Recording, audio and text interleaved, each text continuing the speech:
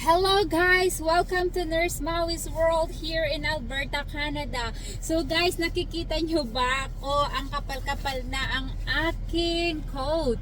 So guys, at saka may mittens na ako. So bakit nga ba? It's winter here in Alberta guys. Nag-start nang mag-snow. At guys, lumalamig na talaga.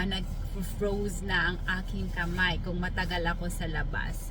So guys, sa mga nangangarap dyan na maranasan ng snow, sa una lang guys, maganda yan. Ako din nung una ko dito, naku, pahiga-higa pa ako sa snow at todo pictures guys. Pero ngayon, naku Lord, sana pinapanalangin ko madelay ang winter. Pero guys, ganun talaga, nandito na naman ang winter. So we need to appreciate every day whatever the weather and situation in our lives. So ito pa rin, nandito ako ngayon guys, magpapagasolina. So kahit malamig guys, kakayanin natin kasi part na to ng ating araw-araw na buhay. Wala akong katulong.